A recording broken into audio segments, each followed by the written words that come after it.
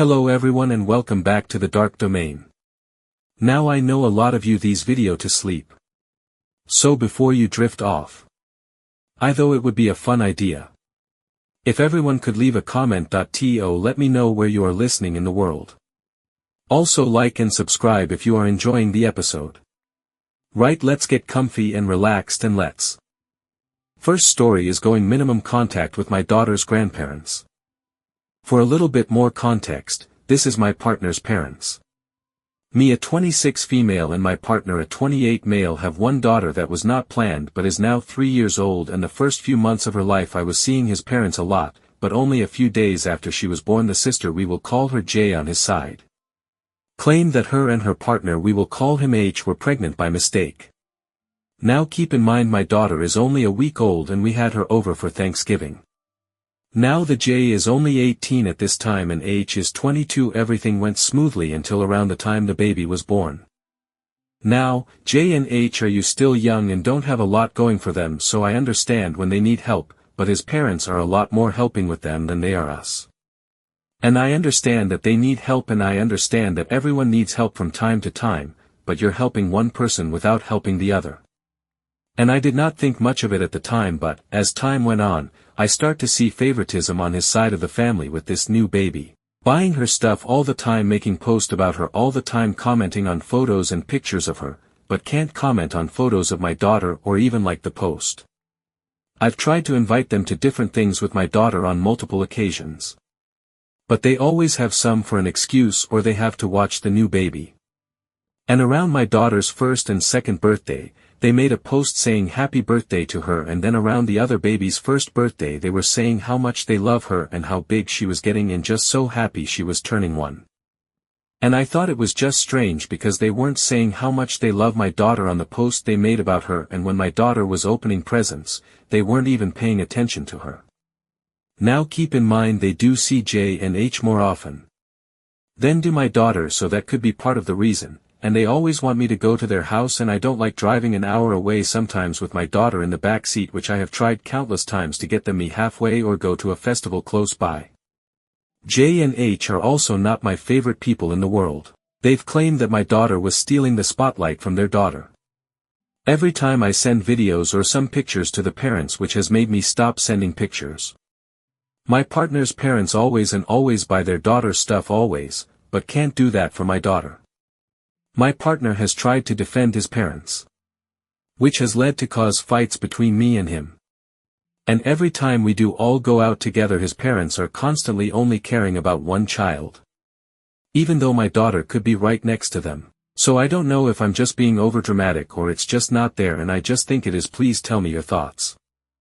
Second story is not going on family vacation unless I can share a bed with my fiancé. My brother and I started planning a family vacation. First one since 2019 that all the cousins, all adults. Youngest is 24 years old, can go. We used to rent a large beach house every year, so we were looking at large Airbnbs that sleep everyone and splitting costs. On the initial call, my mom said she prefers that my fiancé, 27F, and 28F, not share a room. I told her that wasn't going to happen. We've lived together for over 2 years, own a house together, and are getting married in 6 months, 3 by the time of the trip. We even went on a family cruise last year and no one had any issues with us sharing a room. For a couple weeks after that, we sent Airbnb options back and forth. No one brought up room arrangements again. Then today, my brother tells me that my mom had already booked a house. When I called her, she said my fiancé and I can either sleep in separate beds or find another place to stay. I asked her why she didn't tell me earlier, and she said her original preference was her way of communicating that. I told her that wasn't a rule, it was a preference, and I had set a boundary. She said since she booked the house, she can treat it like her house and set the rules. I pointed out that we were paying our share, $1,200, so she doesn't get to control our sleeping arrangements. She said we can still pay, but we are not sharing a bed there. Now the cheapest option is a nearby hotel, $1,500, which means no kitchen and driving back and forth every day. That's a completely different, and more expensive, vacation than what we agreed to. The only reason I'm even considering going is for my special needs brother, who is really excited about this trip. Otherwise I'd just skip it. My fiancé is willing to sleep separately for his sake, but I'm struggling giving in, especially since my parents don't support our relationship and might not even come to our wedding. I feel stuck between paying more and giving in to my mom's control. I know my dad, aunt, and grandma share the same beliefs as my mom, so I feel alone in this. Third story is leaving my dad's house after his girlfriend said she doesn't support me being gay. I, 22M, have been out to my family for about 9 years now, so this isn't anything new. For the most part, things have settled over time, and I'm comfortable being myself around my family. The issue is with my dad's girlfriend. My dad has been with her for a while, and I've never really been close to her, but we've always been civil. From the beginning, I could tell she wasn't really supportive of me being gay, but she never said anything directly, so I tried to just ignore it. Over time though, she started making little comments. Things like saying she doesn't agree with that lifestyle or that people are influenced into it. She never said my name directly, but it was obvious who she was talking about. I've been dealing with it for a while, mostly for my dad's sake. The situation that made me leave happened recently when I was staying at my dad's house. We were all having dinner, and the topic of relationships came up. I mentioned my boyfriend casually, like it's normal, because it is. She got quiet for a second and then said something like, "I just don't think that's something I'll ever support." The whole table went silent. What bothered me the most was that my dad didn't say anything. He didn't defend me or even try to change the subject, he just sat there. After dinner, I talked to him privately and told him that it made me uncomfortable and that I don't feel welcome in a place where I'm basically being judged for who I am. He told me I was overreacting and that his girlfriend is entitled to her opinion, and that I should respect it. That didn't sit right with me. So I packed my things and left. I told him I wouldn't be staying there if that's how things were going to be. Since then, I haven't really gone back. I still talk to my dad, but he keeps saying I'm being dramatic and that I'm letting his girlfriend come between us. I don't feel like I am, I just don't want to be somewhere I feel disrespected.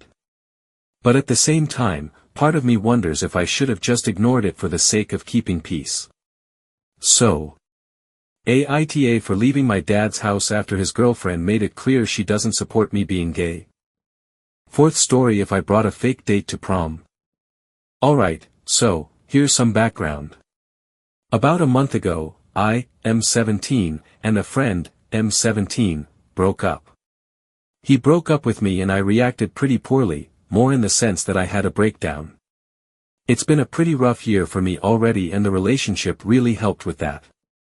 Anyway, in recent weeks we've basically gone back to being friends again. Given that we're in the same friend group, the breakup wasn't just a stand-alone thing. It really impacted the group and as a result we're all basically doing our own thing for prom. There's 6 of us, including me and the guy, we'll call him Sam. So, some more background, sounds like a tangent, promise it isn't. I, a musician, am really into baseball and instead of screwing with my algorithm I've just decided to create separate accounts purely with the intent of getting baseball content on my feed. I created all these accounts, such as the one I'm currently posting this from, under the name Carson. Carson is not a real person, he's just my alt. Accounts for baseball. Earlier this week, my friend saw one of my accounts and I explained what it was to her. She said it would be funny if we convinced the friend group that Carson was a real person, purely as a joke. I agreed, and since we've convinced the other 4 people that Carson is a real person. For whatever reason, I decided to say he was my prom date. Obviously, Carson isn't real and isn't my prom date and my friend, and I decided to do this purely as a joke.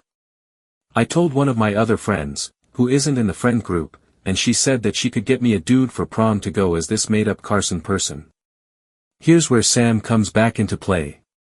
So, I told the friend group, including Sam, that Carson was my prom date. Sam has left it sorta ambiguous as to whether or not he still has romantic feelings for me, as he's still trying to figure out his sexual orientation. After the idea of Carson was introduced, he was super quiet and very much thinking about something. Obviously the two could be completely unrelated, however, would I be the asshole if I went through with it and brought a fake date to prom? I would like to reiterate that I don't do this from a place of malice or to make Sam jealous. I'm a very joking person and purely am doing it for the tee-hee-ha-has. I've talked to multiple friends about this and they all say to go for it. However, after our breakup Sam put a lot of the blame on me, in which it was a mutual fault, but that's another story, and I know that when this Carson fella comes out as not a real person, he'll claim that I was doing it for attention and trying to make him jealous.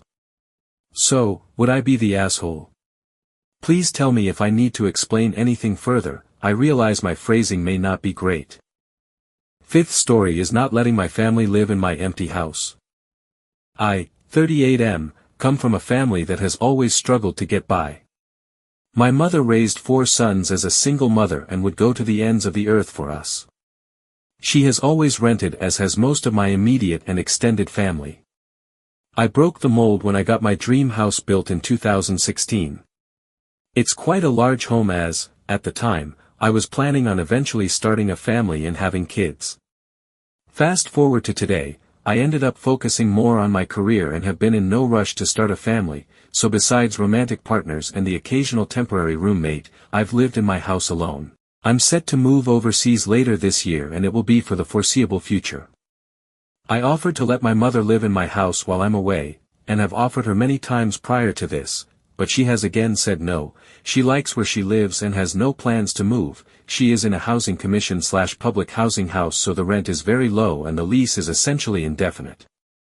Both my older and next younger brother, there are 4 of us and I'm the second oldest, found out about my offer to my mother and started throwing out not so subtle hints about letting either of them move in. It all came to a head over Easter when they both asked outright if either of them/their families can stay at my house, and I told them in no uncertain terms, they aren't allowed in my home while I'm away. This led both of them to blow up at me, calling me selfish, saying I never needed a house that big anyway and now I won't even be living in it, while they both have partners/kids and their current house/apartment aren't big enough for their families, but with the housing crunch, they can't afford any bigger. I called them out on this. They both earn decent money but just can't budget. They spend money like it's going to rot. They both go on regular, and quite pricey, holidays, always have the latest gadgets, and one just bought a $70K plus Uda. I ended up leaving the Easter festivities early when they wouldn't drop the subject and started using my nieces and nephews as props to guilt me into letting either of them move in. My family has been blowing up my phone ever since. Even my mother has tried to find a way to get me to let them move in. I don't trust them in my home without me, but am I just selfish for leaving a large home empty for so long when they have growing families? Sixth story is not going to my cousin's wedding after she skipped my college graduation without a word. So this thing happened 3 years ago and I kind of buried it, and now it's all coming back up and I genuinely cannot tell if I'm being reasonable or if I need someone to just tell me I'm wrong. Back in 2022, I was the first person in my immediate family to graduate from a 4-year university. This was a huge deal for us. My parents were crying for weeks leading up to it. My grandma flew in from Puerto Rico. We had a whole dinner planned. I had specifically asked my cousin Daniela to come. She said she would. I even saved her a seat. She didn't show. No call, no text, nothing. I tried reaching out a few times after and just got short replies like, "Sorry, things came up," and that was it. No real explanation. Nothing. I cried a lot. Like more than felt normal for it. I don't know. Eventually I just stopped thinking about it. I guess I didn't actually deal with it. Fast forward to now and Daniela is getting married in June. Her mom, my Aunt Rosa, reached out asking why I hadn't RSVP'd. I told her I wasn't going to make it. She pushed and I just said it wasn't going to work out. I didn't go into it. I didn't bring up the graduation. I just said no. Now my mom is involved, my grandma is involved, there are group chats going insane.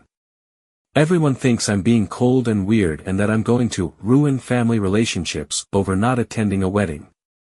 Daniela texted me directly saying she was hurt I wasn't coming and that she thought we were close. And like.